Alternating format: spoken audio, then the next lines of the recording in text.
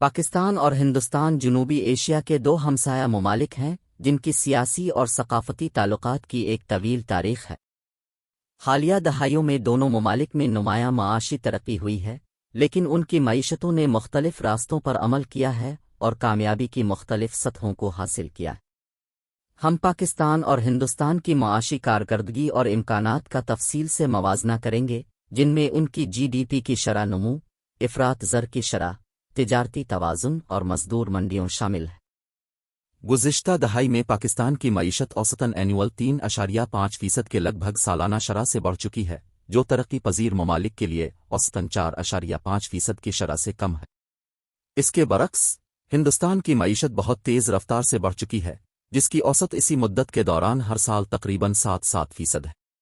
نمو کی شرح میں یہ فرق متعدد عوامل کی وجہ سے ہے، جن میں ہندوستان کی بڑی اور متنوع معیشت، اس کے زیادہ سازگار کاروباری ماحول اور اس کی اعلیٰ سطح کی تعلیم اور تکنیکی ترقی شامل ہے۔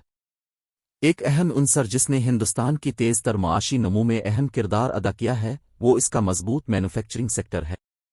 ہندوستان تیار کردہ سامان کا ایک بہت بڑا برآمد کنندہ بن گیا ہے، جس میں ٹیکسٹائل، لباس اور الیکٹرانکس شامل ہیں، جس نے اس کی جی ڈی پی کی نمو کو بڑھانے میں مدد فراہم کی ہے۔ اس کے برعکس پاکستان کی معیشت زراعت پر زیادہ انحصار کرتی ہے، جو کم پیداواری شعبہ ہے اور اس نے جی ڈی پی کی نمو میں کم حصہ لیا ہے۔ افراط زر اور مالیاتی پالیسی۔ افراط زر سامان اور خدمات کی عام قیمت کی سطح میں اضافے کی شرح ایک اہم معاشی اشارے ہے جو صارفین کے اخراجات، سرمایہ کاری اور مجموعی معاشی سرگرمی کو متاثر کرتی ہے۔ پاکستان میں حالیہ برسوں میں افراط زر نسبتاً مستحکم رہا، جس کی اوسطاً ہر سال 7 ہے۔ اس کا ایک حصہ ملک کے زرعی مصنوعات پر انحصار کرنے کی وجہ ہے، جو قیمتوں میں اضافے کا کم خطرہ ہے، اور مرکزی بینک کی سخت مالیاتی پالیسی کا بھی، جس کا مقصد افراط زر کو برقرار رکھنا ہے۔ اس کے برعکس ہندوستان نے حالیہ برسوں میں افراط زر کی شرحوں کے ساتھ جدوجہد کی ہے، جو کچھ ادوار میں ڈبل ہندسے کی سطح تک پہنچ گیا ہے۔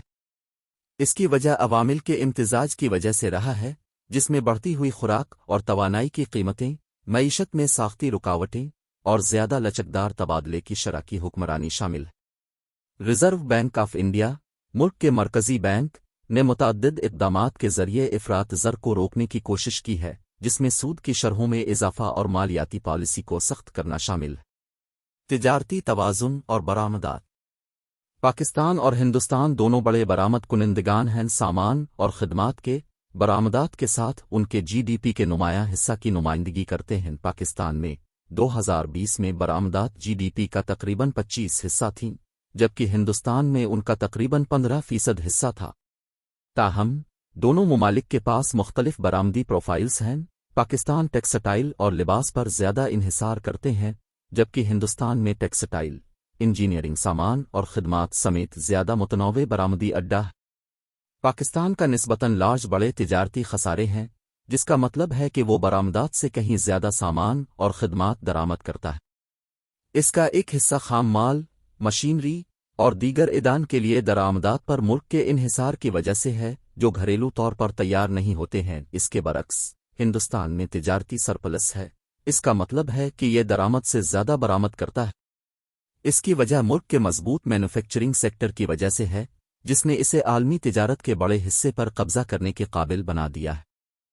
پاکستان اور ہندوستان دونوں کی بڑی اور بڑھتی ہوئی آبادی ہے، جس میں بڑی تعداد میں ورکنگ ایج کے لوگ ہیں۔